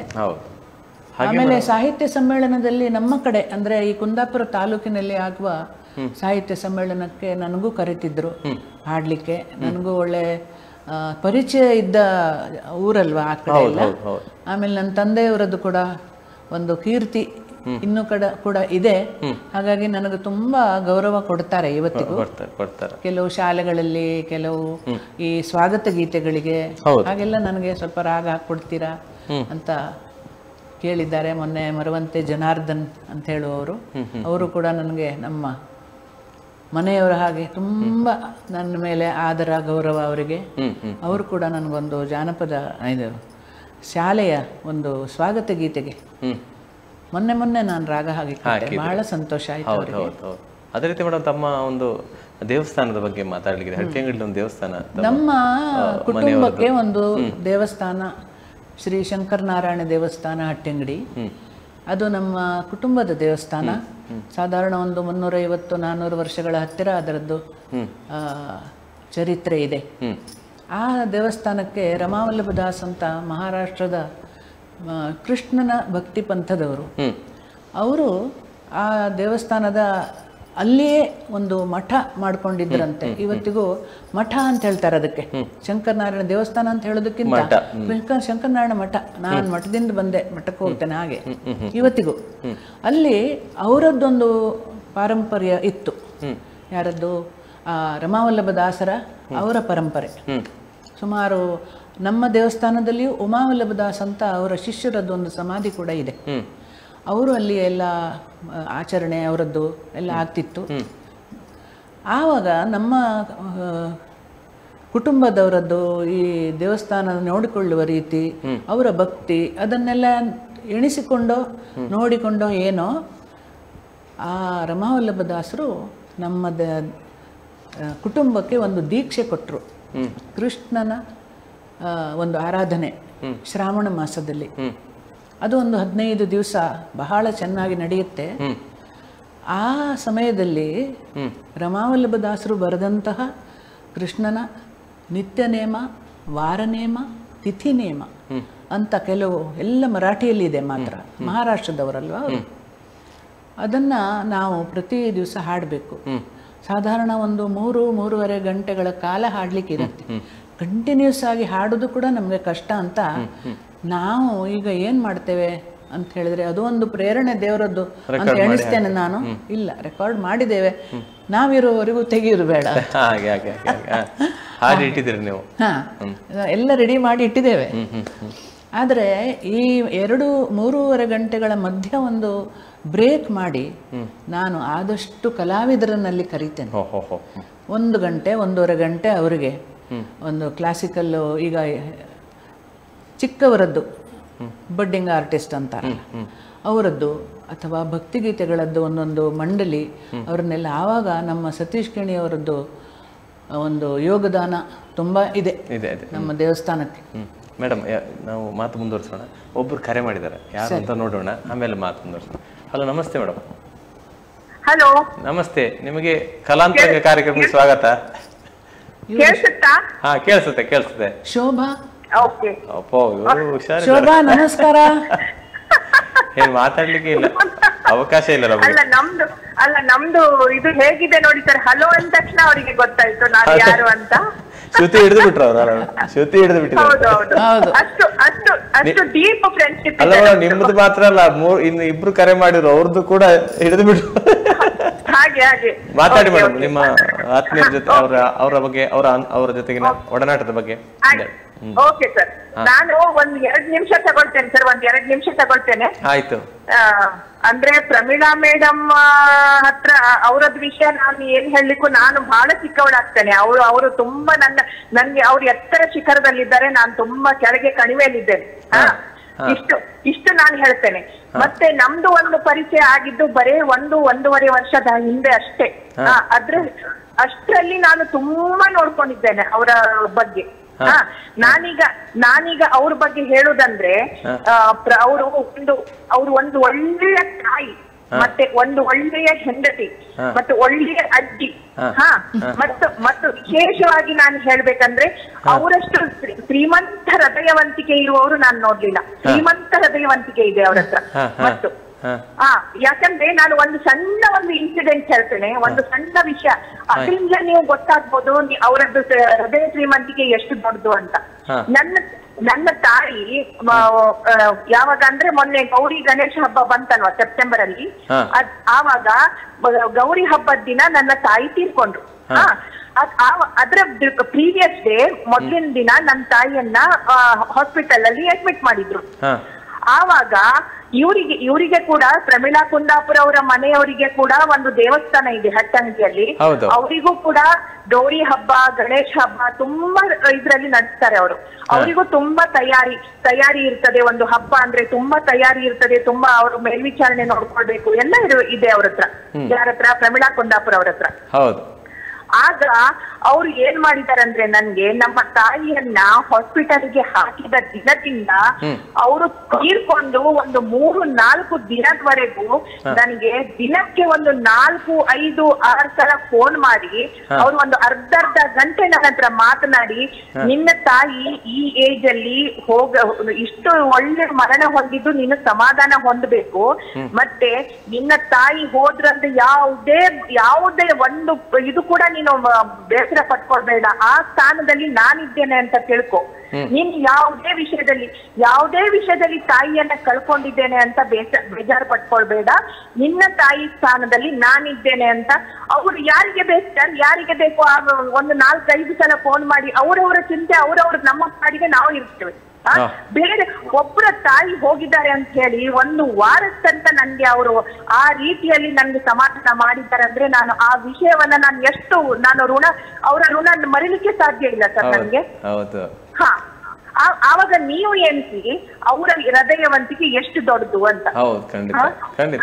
ಇಷ್ಟು ಸರ್. ಮತ್ತೆ ನನ್ಗೆ ಮತ್ತೆ ಏನ್ ಹೇಳಲಿಕ್ಕಿಲ್ಲ, ಅವರು ಒಳ್ಳೆಯ ಸಂಗೀತಗಾರ್ತಿ ಕೂಡ ಹೌದು, ಒಳ್ಳೆಯ ಹಾಡುಗಾರ್ತಿ ಕೂಡ ಹೌದು.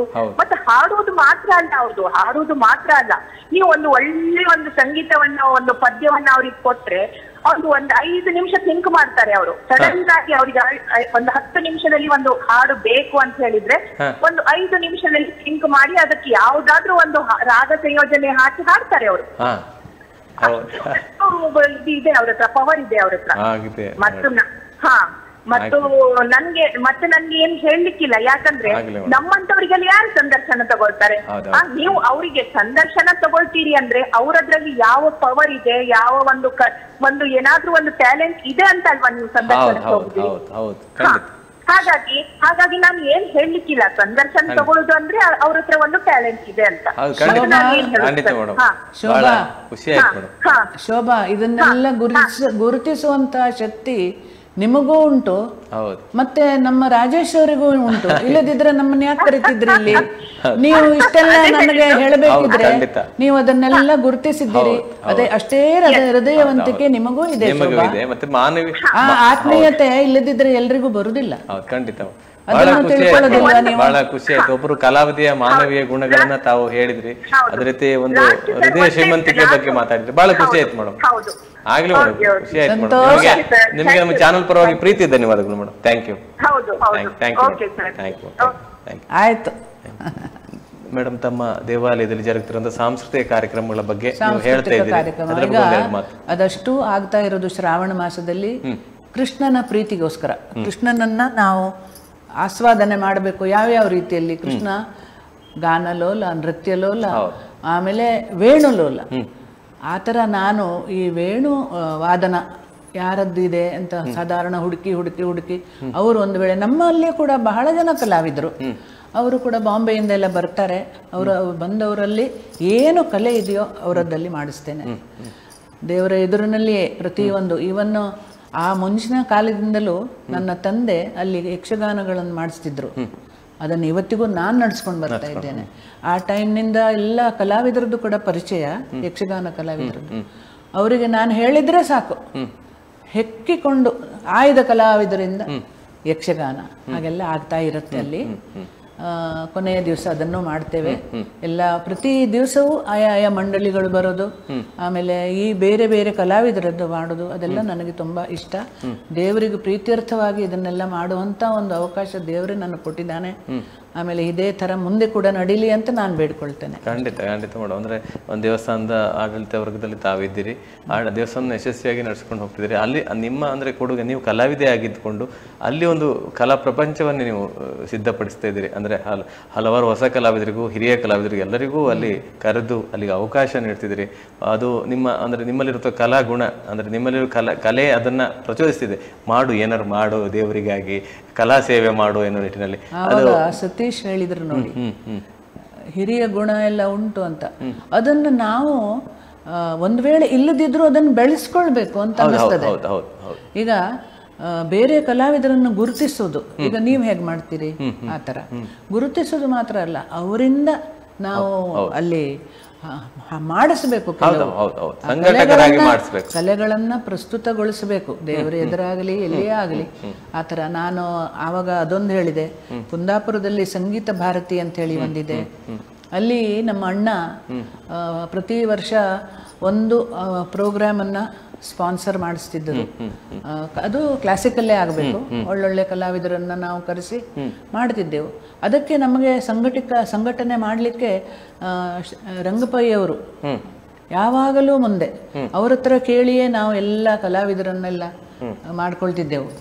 ಇವತ್ತಿಗೂ ಅವರ ನನಗೆ ಒಂದು ಹೆಲ್ಪ್ ಅಂತ ಹೇಳಿದರೆ ಅಷ್ಟಿಷ್ಟಲ್ಲ, ಅವರು ಅಷ್ಟೇ, ರಾಘಣ್ಣನ ಹಾಗೆ ಇವರೆಲ್ಲ ನಮಗೆ ತುಂಬಾ ಯೋಗದಾನ ಕೊಟ್ಟವ್ರೆ. ಹೌದೌದು, ಖಂಡಿತ.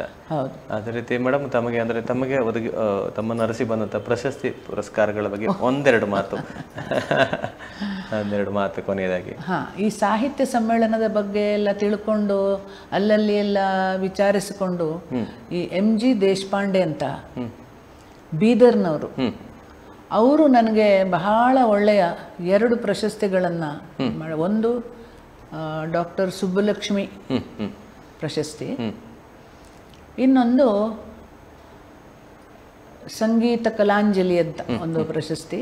ಅದನ್ನು ಅವರು ಈಗ ಒಂದು ವರ್ಷ ಆಯ್ತೇನೋ ಅದನ್ನು ಕೊಟ್ಟು ಬೀದರ್ನಲ್ಲಿ ಕೂಡ ನಂದೊಂದು ಕಾರ್ಯಕ್ರಮ ಮಾಡಿಸ್ಬೇಕು ಅಂತ ಹೇಳ್ತಾ ಇದ್ದಾರೆ. ಆಮೇಲೆ ಅವರು ತುಂಬ ಬರೀತಾರೆ, ಅವರು ಕೂಡ ಒಳ್ಳೆ ಸಾಹಿತ್ಯ ಅವರದ್ದು. ಅವರು ಕೆಲವು ಹಾಡುಗಳನ್ನು ನನಗೆ ಕಳಿಸಿದ್ರು. ಅದಕ್ಕೆ ಒಂದು ಹಾಡಿಗೆ ನಾನು ಸ್ವಲ್ಪ ಚೆನ್ನಾಗಿ ಅದು ಬಂತು, ರಾಗ ಸತೀಶ್ ಕಿಣಿ ಮತ್ತು ರಂಗಪ್ಪಯ್ಯವ್ರ ಜೊತೆ ಹಾಡಿ ಅದನ್ನು ಕೂಡ ಅವರಿಗೆ ಕಳಿಸಿಕೊಟ್ಟೆ. ಆದರೆ ಮತ್ತೆ ಕೆಲವು ಹಾಡುಗಳು ಕಳಿಸಿದ್ದಾರೆ ಅವರು, ಆದರೆ ನನಗೆ ಬಹಳ ನಾನು ತೊಡಗಿಸಿಕೊಂಡಿದ್ದು ಕಾರ್ಯಕ್ರಮಗಳು ಹೆಚ್ಚಾದ ಕಾರಣ ನನಗೆ ಅದು ಆಗಲಿಲ್ಲ. ಆದರೆ ಅದು ಉಂಟು ಮನಸ್ಸಿನಲ್ಲಿ, ಮಾಡ್ತೇನೆ ಅಂತ ಆ ಥರ. ಹಾಗೆ ಪ್ರಶಸ್ತಿ ಪುರಸ್ಕಾರಗಳು. ಆಮೇಲೆ ಕೆಲವು ಕನ್ನಡ ಸಾಹಿತ್ಯ ಸಮ್ಮೇಳನ, ಆಮೇಲೆ ಕೊಂಕಣಿ ಅಕಾಡೆಮಿಯಿಂದ ನನಗೊಂದು ಪ್ರಶಸ್ತಿ ಬಂದಿದೆ. ಅದು ಕಾಸರಗೋಡು ಚಿನ್ನ ಅವರಿವರೆಲ್ಲ ಸೇರಿ ಒಂದು ಪ್ರಶಸ್ತಿ ಕೊಟ್ಟಿದ್ದಾರೆ. ಆಮೇಲೆ ನಮ್ಮ ಚಿತ್ರಾಪುರ ಸಾರಸ್ವತರದ್ದು ಒಳ್ಳೆದೊಂದು ದೊಡ್ಡ ಅಸೋಸಿಯೇಷನ್ ಇದೆ ಬಾಂಬೆಯಲ್ಲಿ, ಕೆನರಾ ಸಾರಸ್ವತ್ ಅಂತ. ಅವರು ಈ ವಿಮೆನ್ಸ್ ಡೇಗೆ ನನ್ನನ್ನು ಅದರಲ್ಲಿ ಒಬ್ಬಳಾಗಿ ಆಯ್ಕೆ ಮಾಡಿ ಅದರಲ್ಲಿ ಕೂಡ ನನಗೆ ಒಂದು ಬಹಳ ಒಳ್ಳೆಯ ಒಂದು ಪ್ರಶಸ್ತಿ ಕೊಟ್ಟಿದ್ದಾರೆ. ಅವರೆಲ್ಲರಿಗೂ ನಾನು ಚಿರಋಣಿ. ಅದೇ ರೀತಿ ಮೇಡಮ್, ನಮ್ಮ ಈ ಕಾರ್ಯಕ್ರಮವನ್ನು ವೀಕ್ಷಿಸ್ತಿರುವಂಥ ವೀಕ್ಷಕರಿಗೆ ಕೊನೆಯದಾಗಿ ಒಂದೆರಡು ಮಾತು, ನಿಮ್ಮ ನುಡಿಗಳು ಏನಿರ್ತದೆ, ಅವ್ರಿಗೆ ಏನು ಹೇಳಲಿಕ್ಕೆ ಇಷ್ಟಪಡ್ತೀರಿ? ವೀಕ್ಷಕರಿಲ್ಲದೆ ನಮ್ಮದು ಯಾವುದು ನಡೆಯುವುದಿಲ್ಲ. ವೀಕ್ಷಕರಿಂದಲೇ ನಮ್ಮದೊಂದು, ನಮಗೆ ಅವರೂ ಕೂಡ ಒಂದು ಸ್ಫೂರ್ತಿ. ನಮಗೆ ನೀವು ಕೂಡ ಒಂದು ಸ್ಫೂರ್ತಿ ಅಂತೇಳಿ ಹೇಳ್ತೇನೆ. ಇಷ್ಟರವರೆಗೂ ನನಗೆ ನೀವು ಬಹಳ ಚೆನ್ನಾಗಿ ಸೈರಿಸಿ ಎಲ್ಲ ಕೇಳ್ಕೊಂಡಿದ್ದೀರಾ. ಅದೇ ಥರ ಮುಂದೆ ಕೂಡ ಎಲ್ಲರನ್ನೂ ಇದೇ ಥರ ಪ್ರೀತಿ ಮಾಡಿ ನೀವು ಹರಿಸಬೇಕು ಇನ್ನೂ ಕೂಡ ಎಲ್ಲರನ್ನ ಅಂತ ಕೇಳ್ಕೊಳ್ತೇನೆ. ಖಂಡಿತ ಮೇಡಮ್, ಬಹಳ ಖುಷಿ ಆಯಿತು ನೀವು ಕುಂದಾಪುರದಿಂದ ನಮ್ಮ ಸ್ಟುಡಿಯೋಗೆ ಬಂದು ನಮ್ಮೊಂದಿಗೆ ಮಾತನಾಡಿದಿರಿ.